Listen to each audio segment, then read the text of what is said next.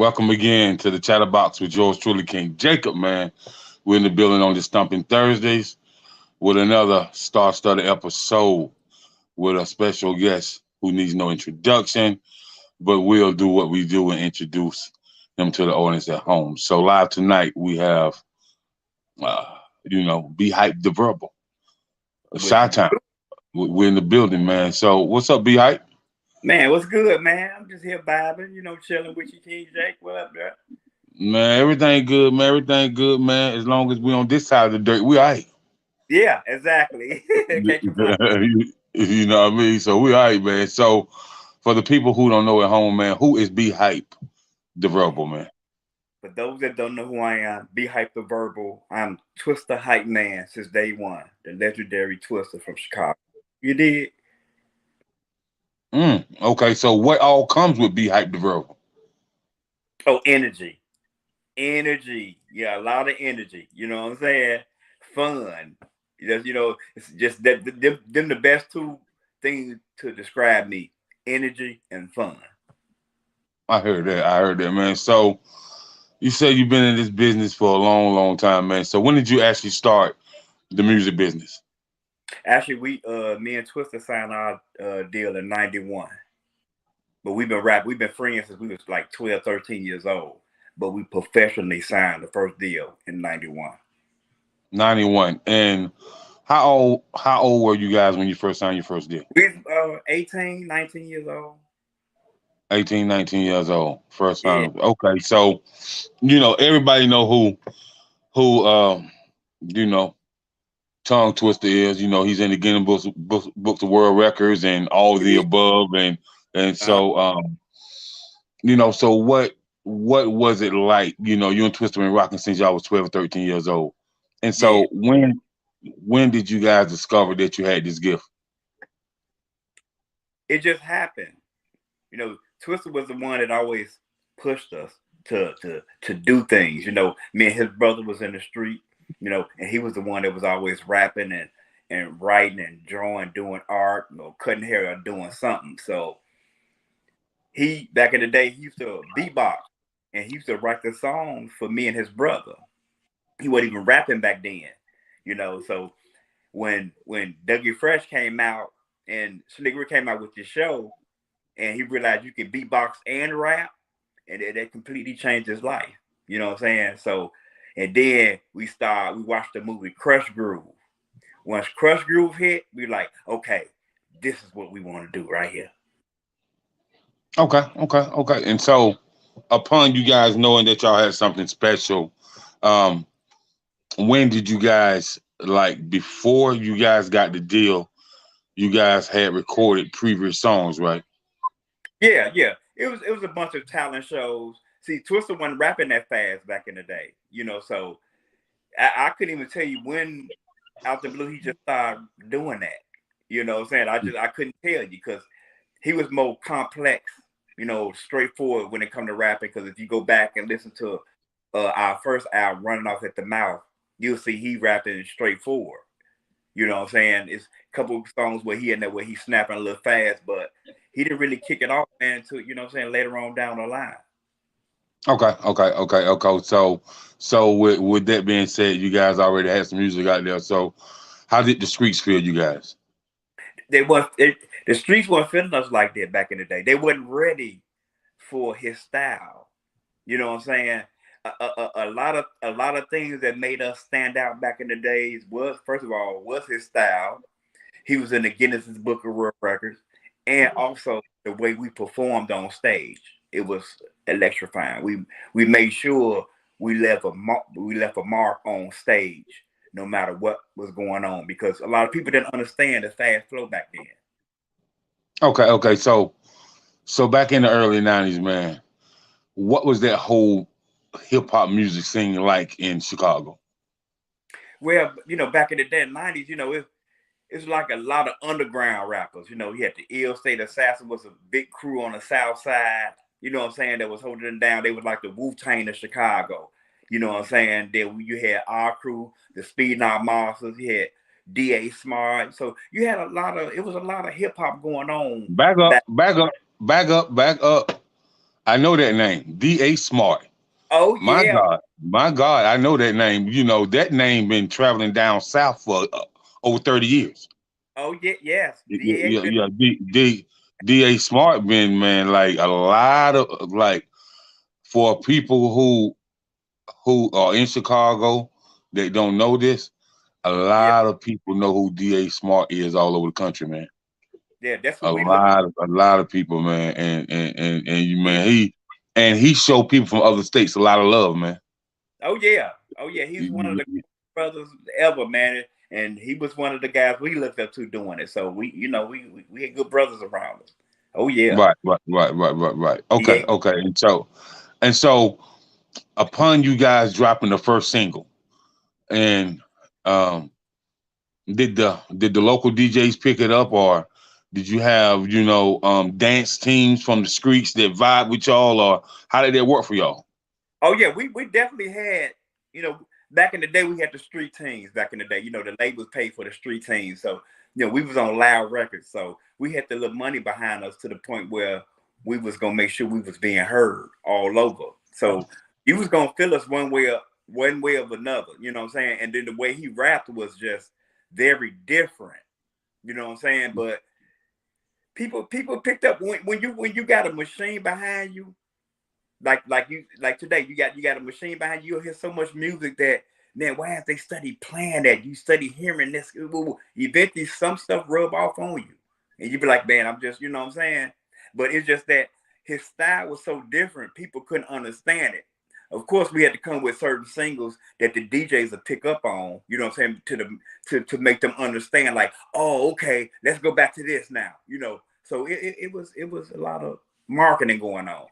Right. And so I heard you just mention Loud Records. For those who don't know about Loud Records, you got to be in this game a minute to know about Loud Records. You got to understand that these guys was on Loud Record with people like Mike Geronimo, with people like, Method Man, with people like the RZA, and like Loud Records has been out there a long, long time, man, and they have maximized a lot of artists' careers as well. And so when you Oh say yeah. Loud Records, man, that's a straight hip hop label, nothing but. Oh yeah. They was Zoo Entertainment back then. And back Okay, then when they was Zoo Entertainment, we was the only rappers on the label. It was our rock group. We was the first ones, and then the Wu-Tangs and all the other ones came after us. okay. And so when we talk about 90s hip hop, man, we gotta talk about do or die Pope Pimp. We gotta talk about, I tell the youngins, I say, yeah, y'all know Common, but I know Common Sense. Exactly. You, Exactly. you, you know, Yeah. and they was like, Common Sense. I was like, go look it up, man. Like, I was like, Common been in this business longer than you been born, bro. You know Yeah. what I mean? I be trying to tell the youngins, he been in the business a long time. Yeah. You Actually, know what I mean? in '91, only two artists were signed in Chicago, and that was Twista and Common. Hmm. Everywhere we went out of town, we ran into Common. Everywhere we went. So we was the only two artists that was popping in Chicago at the time. And then after us and Common, then you came to Brad, then Right, everybody else dies, and right. so on. Right. And so, and then I tell people, not only do we gotta talk about hip hop of Chicago, man, we gotta talk about that sound of Chicago, like the Yeah. like the Donny Hathaways, like the Phyllis Hymans, and Oh and and like the legendary jazz player, can't think of his name, which is Selena Johnson, dead. Like, we, like, there was I'm from the Carolinas, so yeah, I Buddy used to got hear my I blues, used to hear my pops talk about the sound of Chicago, the sound of Philadelphia, yeah, the sound of Ohio. Like, they had different states and different cities in those states had their own identity. And yeah. so, what I want to ask you, do you feel like Chicago still has that identity that people recognize from miles away back in the day? Can they still recognize it now? Oh yeah, they people recognize, because we run into people all the time. Like, man, y'all started that bounce, man. You know what I'm saying? because people love to bounce. You like y'all got that pimpish thing going on, you know. So we hear all type of stuff going on. Even back then with the Twista flow rapping so fast, you know, we got into with Naughty by Nature and Bone, all them who started the flow and all this. So it was beautiful because you know we come from the streets where we battled each other. So that was right up our avenue. Right, and then it's funny you say that, man, because I tell artists all the time, man, if you really want to get your skills up, enter some of these rap battles. Yeah. If you really want to get your skills up. Yeah, because guys out here doing that, man, they serious with them bars, man. I was like, man, y'all brothers cold at this to come out the top of their brain like that, and it all makes sense. So you got to make sense. You know what I'm saying? So that's why I give it up to them guys, man, for real. No doubt, no doubt. And so, you know, as you and the crew and Twista and all y'all begin to, you know, maximize y'all careers and stuff like that, man. What are the most important things that you have learned in the music industry, and what do you teach the youth nowadays since you've been in the industry for so long now? First of all, stay humble. Stay humble overall. You know, don't get too full in the industry. You know, always stay hungry. If you serious about, put it like this, if you serious about doing this rap thing, which we've been in the last 30-some years, man, you got to be passionate about it. You know what I'm saying? People now, of course, you got your artists now that's doing it now. That really just doing. They making the money and they making the woo. But you actually got artists out here that really care about what people think of them when they see them, how they feel about their music, you know, how it sounds and this and this and that. It's a whole thing that just come with it, just going in that studio, just making some music. Have your whole image, you know, have a whole image, because now they looking at your whole image now. Back in the day, they were just thinking about the music, you know what I'm saying? You could use, for the artists these days, use the internet. The internet is around now. When we came out in 91, wasn't no internet, wasn't no MySpace, none of that. We had to get in the car and hit the road and go to the state after state, to every mom pop store, every radio store, and radio stations, and be there in person. You know, we could pick up the phone and do what me and you doing right now. This is amazing. So they need to take advantage of this right here today. Right. And then, you know, I also tell people, man, if you it's the internet now, but if you got a person who was in the business for 20 years or more, you need to really sit down and talk to them and vibe with them. I tell young artists all the time, because you got to understand how to mix the analog and the digital era together, because it can coincide together, and that can really maximize your brand, maximize who you are, and maximize your music. You know, because you know it's still the nature of business is always going to be business. And so you can't just push the analog era aside, because that's really when the most business got done.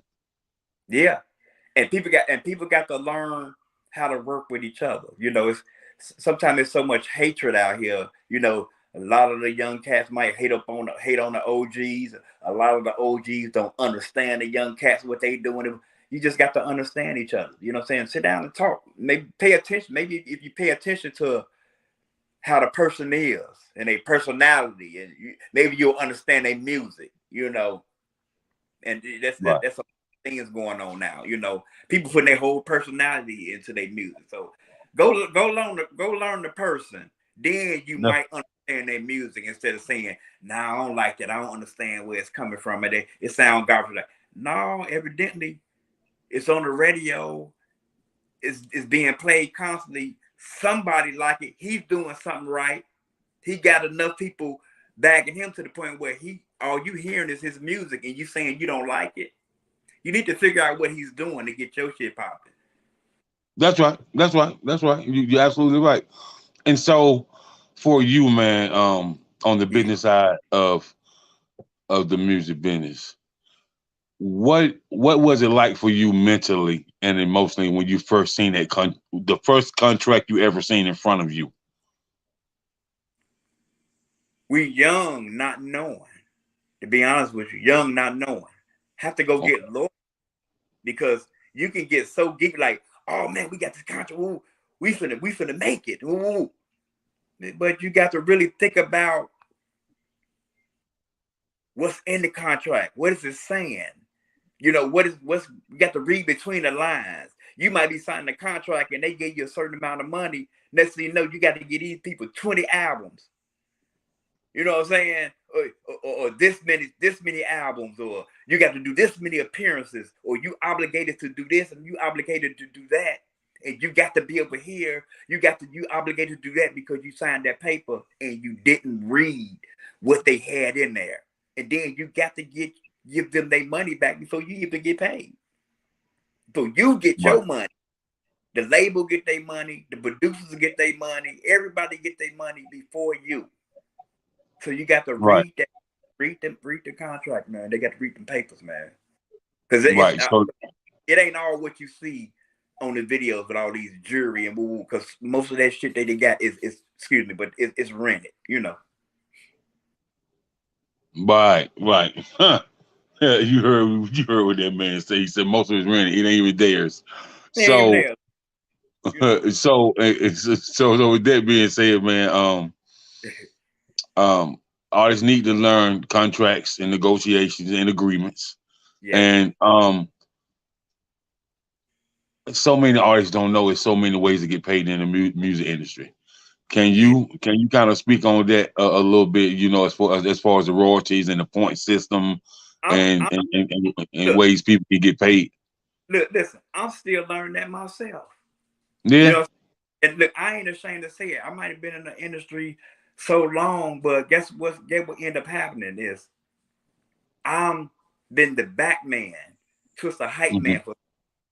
So I ain't thinking about all these points and I can get paid over here from YouTube, from TikTok, from this and from that, the Instagram, the woo. It's so many avenues out here, man, that it's so many of them that I can't even name that I'm like, whoa, for real? Just you having your paperwork signed, your ass cap, your BMI, you get all that stuff taken care of, man. The music and the way your music is set up will find you, even if you put old music out. Because I finna hire somebody right now to help me go back and find some of the music that we put out a while back. Why? Because I'm going out here and asking for help. People don't be ashamed to ask for help. If we don't know, and if nobody teaching us, we just don't know. Right. You know what I'm saying? Right. Avenues out here for people to get paid. But I look at myself, even though I've been, like I said, been in the game for a long time, I look at myself as a new artist now, you know, still because I'm freshly putting out music. Right. Because you wasn't the front man, so you know now you're doing it for yourself, and you building your own brand, and so you know it's like, this is my brand, so this is what I have to do to maximize my brand. So I definitely understand. And man, you know, tell me about the very first time you guys went on tour.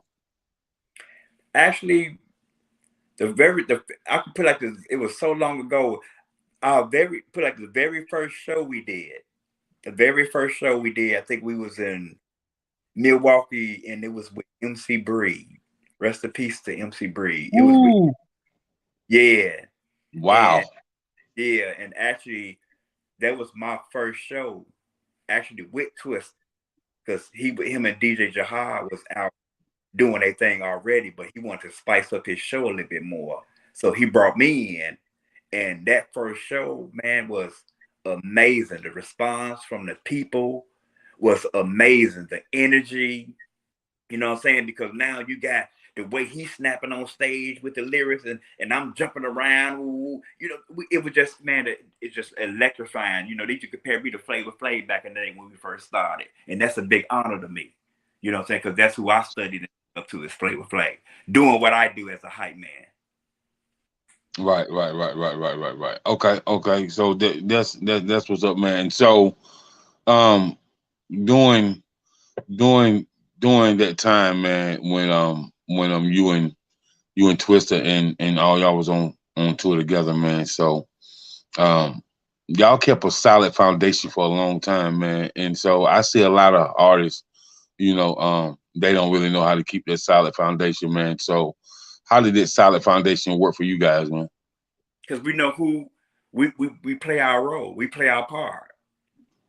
You know what I'm saying? You got to know what role to play when you're doing this. Everybody can't be no head. You know, Mm-hmm. you got to be a body. Somebody got to be the head. Somebody got to be the arm. Somebody got to be the leg. You know what I'm saying? So we Right. we knew that Twista was the front man, but we all looked at him like, man, he's the one. Shit, me personally, I was planning on being this hype man. Like, I wasn't thinking about putting no music out. They made me rap. You know what I'm saying? I'm an entertainer. Okay. You know what I'm saying? Yeah, I'm an entertainer before I'm a rapper. Right. You know what I'm saying? So yeah, you just got to stay humble. Know you got to play your part. You know what I'm saying? You can't get greedy, because trust me, it'll happen. You see all these girls around, you making all this money, these videos, this jewelry, man, that stuff will go to your head. But when you got older guys around, we go back home to make sure they keep us in check.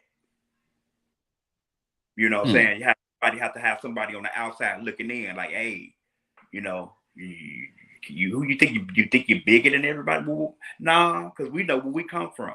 So we always kept it that way. We stayed humble no matter what. Okay. Okay. And so with that being said, man, what are some of the most valuable things you learned, about this business, and just being in the studio, being around music executives, and also being on the road as much as you was on the road? You gotta keep going. You gotta keep going. You got to learn how to get some rest. You got to learn how to rest. You got to learn how to talk to people, be around certain people. You know what I'm saying? You can't be, the temptations is right there in your face. You know what I'm saying? You can't drink every night. Even if you perform, you got to learn how to rest your body. You know what I'm saying? Your mind needs to rest. You know what I'm saying? If somebody telling us this a long time ago, we'd have got plenty more rest. You know what I'm saying? But you got to rest. You got to leave the streets in the streets. Don't bring that street shit to the business. It don't work. These people don't want to deal with you if they see a street person coming. You got to act like you got some sense when you're dealing with these people and when you're doing certain things, or you're gonna get cut off. You'll get blackballed. Don't nobody want to deal. Don't nobody want to invest in no clown. They don't care how good your music is. They're like, oh, eventually down the line, he might mess up.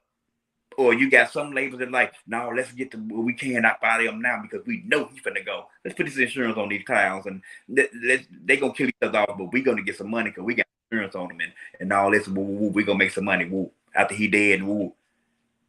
So you got to pay attention to yourself. You got to care about yourself.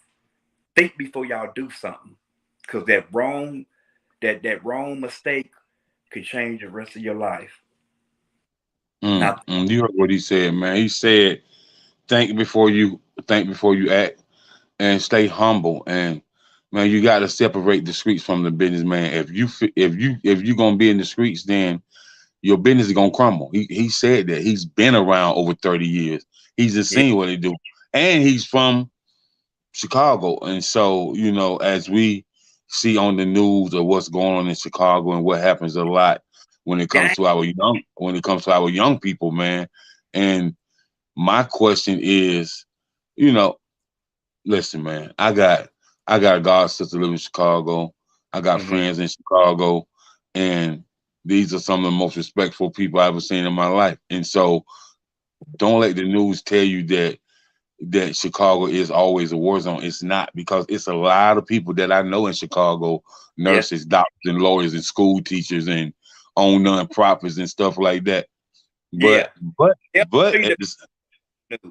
They'll be the good stuff, really. Right.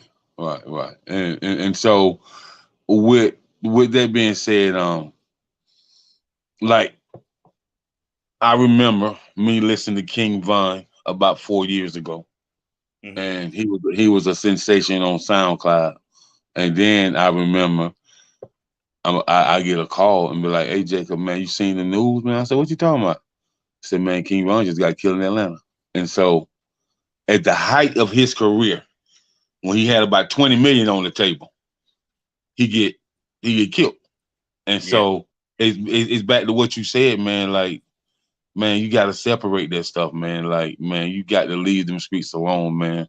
Because one thing about it, if you think you bad, there's always somebody to think they're better than you. Exactly. You know what I mean? So you really got to leave them streets alone, man. And so, like we was talking about common earlier, man, and we was talking about common sense. And so, Yeah. it seems like y'all opened the gate for a lot to go on with hip hop in Chicago. And Yeah. so with that being said, man, you got common sense, you got do or die, you had the brat, you had Ludacris that's originally from Chicago, you got Shauna from Chicago. And That's so, right. man, how is that Chicago connection with so many hip hop heads in Chicago? Oh, it's dope when we all come together, especially Uh-huh. the old heads. You know what I'm saying? When we all come together, man, it's like one big family. You know what I'm saying? Even though Chicago is known for the city of hate, because there's so much hate going on. Some of us hate on each other for no reason. We don't understand why. You know what I'm saying? It's just like that here. I just don't understand it. But it's all love once all of us get around each other, because we all grew up with each other. Most of the old guys, Shauna, Crucial Conflict, Do or Die, Twista, all of us grew up around each other. So Right. so we ain't just meet each other just rapping. We actually grew up around each other, so we know about each other. You know what I'm saying? So That's right. Okay. yes, we've been around each other for a long time, way before we all call ourselves getting popular. Right. And then I want to say, shout out to my man DJ Phantom, one of Chicago's finest. You know what I mean? Oh Shout out yeah. to him, real good brother, man. Real good brother, man. Oh Shout out to him, man. Yeah, yes. so real good brother. And now as far as you guys, man, how would you say your music impacted the community? Bad being different. Bad being different.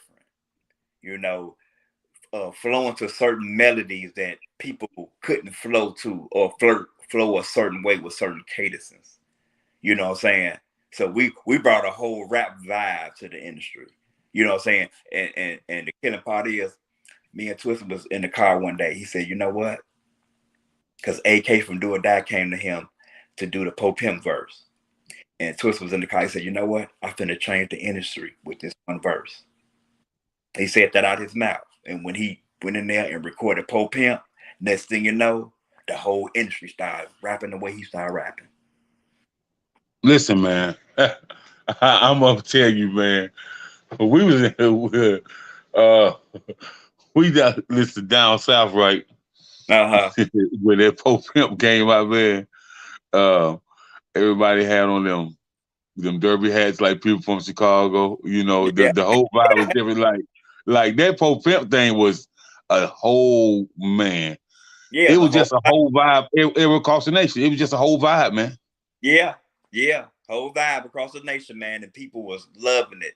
You know what I'm saying? The Yeah. players, all that, we had real pimps in there. We were, you know what I'm saying? This is Chicago. Don Juan, all that. Come on, man. This is where we from. Church. Yeah. So man, it was a whole vibe, and then man, that was a producer from the shop that everybody from all across the nation wanted to get with, and his Right. name was No ID, No ID. And Well, so, where from where we from, it wasn't no ID. It was Traxter. okay.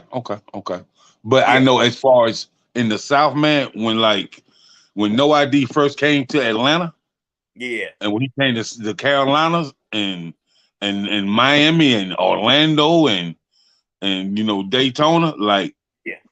he he kind of brought a different sound. You know what I Yeah. mean? Yeah, he did. He actually You know what I'm saying? And so it's several producers out there in Chicago that have that different sound. Yeah. And Traxter, the legendary Traxter, was #1 in Chicago. okay. Once he came to his sound with the poppin and the magic and the emotions and the whole adrenaline rush, it was over with. Right. Yeah, it's over with. Different from everybody. Any producer in Chicago, they'll tell you, Traxter is #1. Then everybody else follow mine. Yeah, because I'm pretty sure that everybody learned from him. You know what I mean? Oh yeah. And he was from the South Side. You know what I'm saying? He's from the South Side of Chicago. And he didn't get to the West Side of Chicago until he met us. When he met us and we took him to the West Side of Chicago, he realized, like, wait a minute, this is what they like? Because South Side and West Side got two different sounding music in Chicago. You know, you'll have 5 different sounding artists on one block. That's why we the melting pot here in Chicago in the Midwest. You're right. And the Midwest, man, what I tell a lot of people, man, the Midwest has one of the most hugest markets, man. That, like, if you're an artist and you can get your song played in the Midwest, man, that's a huge market, man. Oh yeah. Getting your record played in Chicago is like getting your record played in New York. Oh yeah, we the third largest, right there with them. Yeah. Right, and people don't know, man. Like, you should want your records played in New York, Atlanta, Chicago, Miami, Washington D.C., Vegas, and Los Angeles. Exactly. Yeah. You know. So once you corner those markets, and once people are getting familiarized with who you are in those markets, it's a wrap. Yeah, it's a walk. It's a wrap. Okay. Yeah, it's a wrap, man. Yeah, it's Reynolds. so man, you know, I'm a big community guy too, man. So, and I try to impact my community, and I always have said that you can impact the community through the art form of music, but it's got to be done right, and it has to be strategically planned out when you impact the community through the art form of music. And so, man, I just want to know, you've been around the business a long time. You've been in several communities and stuff like that. How would you want to impact the community through the art form of music? What would be your plan to do that? I had a heroin addiction back in the day. Okay. Back in let me say around 95, 96, when right around adrenaline rush started. Adrenaline rush was finna start popping off.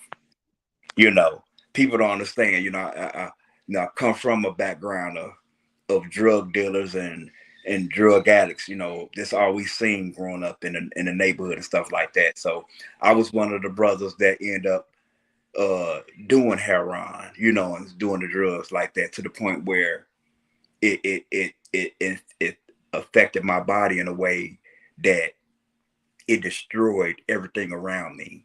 Me performing, doing what I love to do, being around artists, you know, just being in the industry. I had to leave family behind to get better. You know what I'm saying?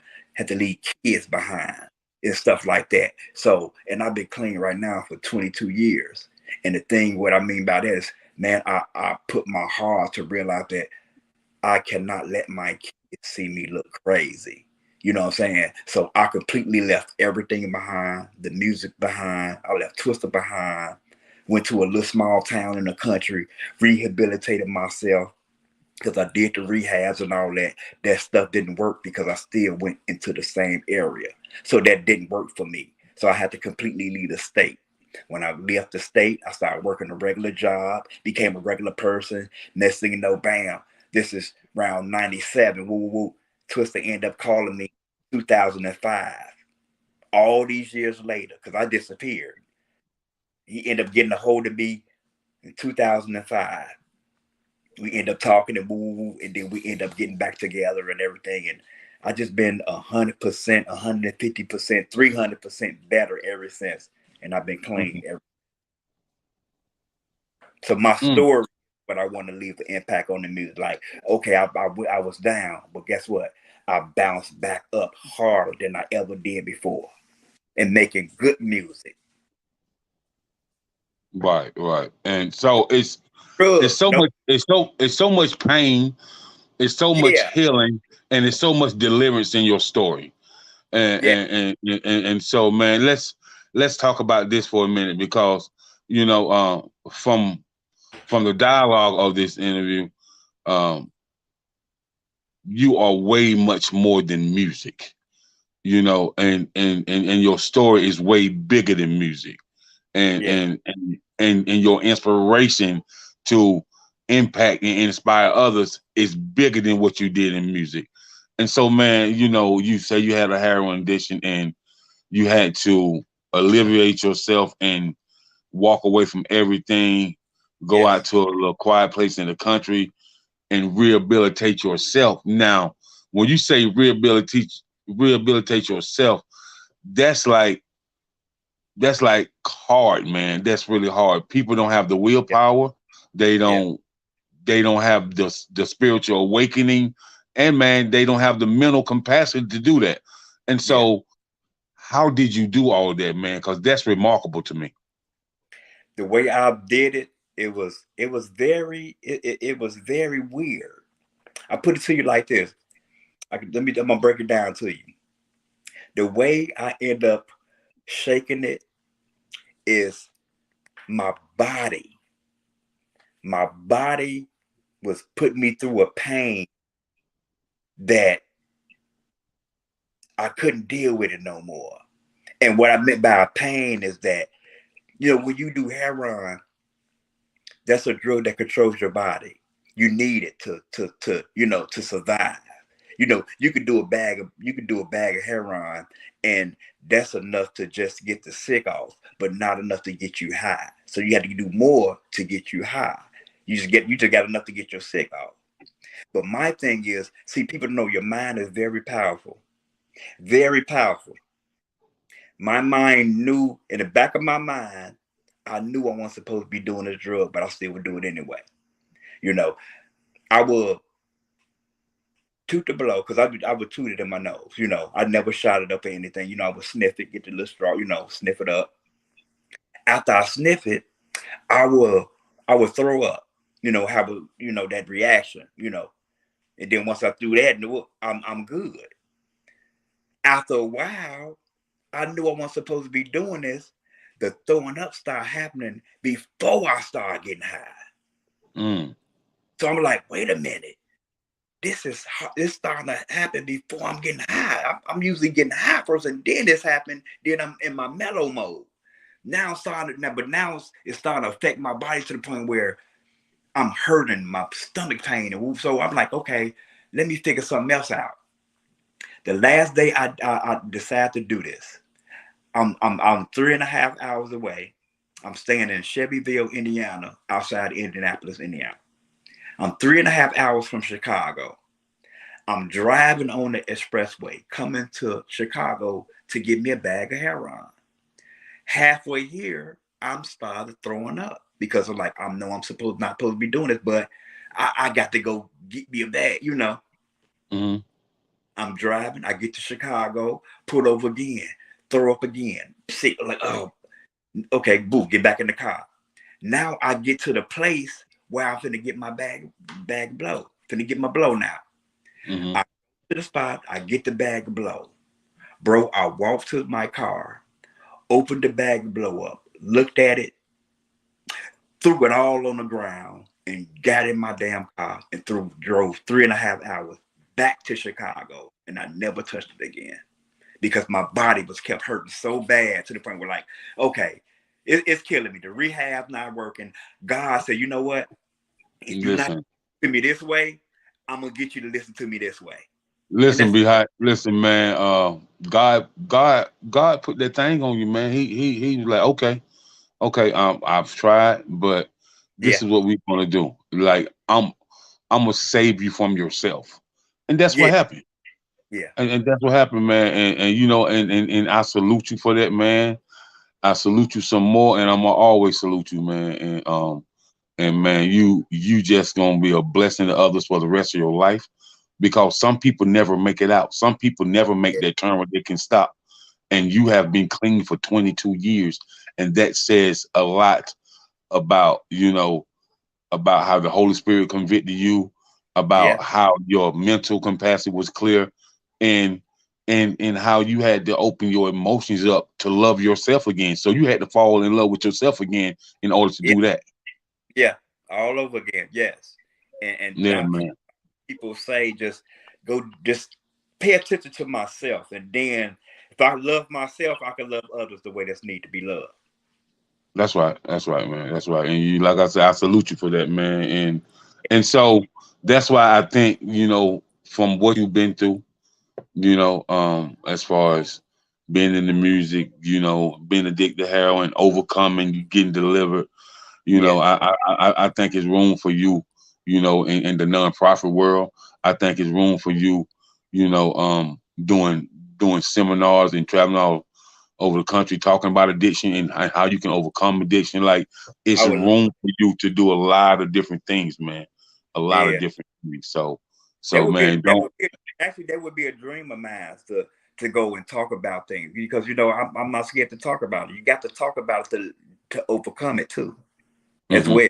That's part of the healing process too, talking about it. Right. And so, man, but yeah, that's different programs you got there. I definitely have a few people, that I'm connected with in your area, and that I definitely reach out to. And just want to say shout out to my girl Olivia for definitely plugging us with each other. And she definitely good people, and she definitely be connecting them dots. So I definitely reach out to her, and Oh yeah, yeah, and so we can definitely stay in contact, man. And yes sir. I just want to say, man, I just really thank you for coming on here, man, sharing your story, man. Yeah, man. You shared your childhood, you shared the music business. You shared how you got addicted to a drug that really take people out of here and kill people, Oh and yeah, and and God help you prevail and overcome. And you also rekindle that brotherhood with Twista again, man. So that means that brotherhood was facts always there. He was just praying for you while you was going through, and yeah, he just like, man, look, I gotta check on my brother, and the rest is history. yes sir. All day. The rest is history. So what you got coming up? Actually, I just dropped my EP July 1st called "Remember My Name" on all platforms. It is going down. I put my heart into it, man. So I got some jams on there. It's 8 bangers on there, man, and people gonna love what I did, man. They gonna love Okay, it. okay. So any engagements coming up?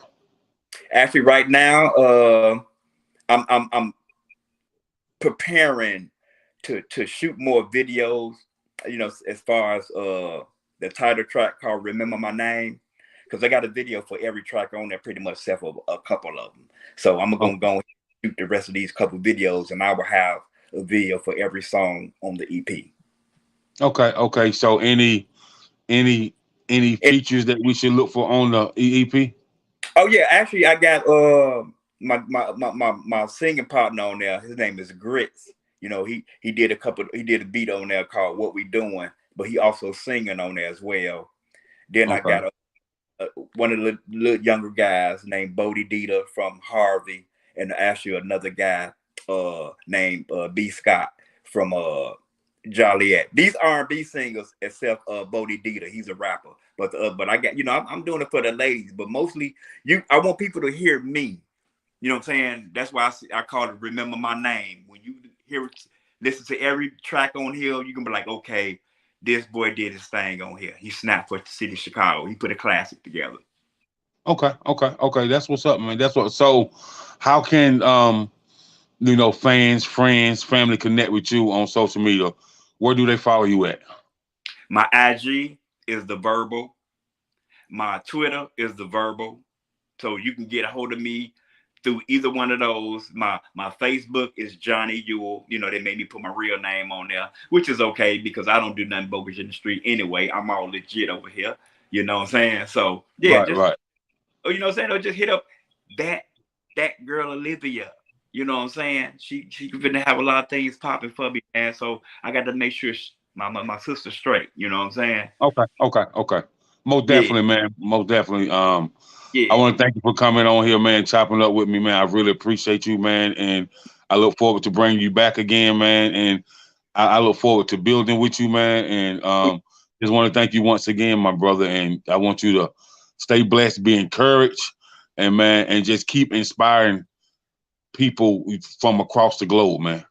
man. I appreciate it, man. It was an honor and it's a blessing, man. I'm very humble, man, and I'm very grateful, man. I really appreciate it. You know, everybody, remember let's get it. Yes, sir. Appreciate you, bro. Peace and blessings. Love, bro.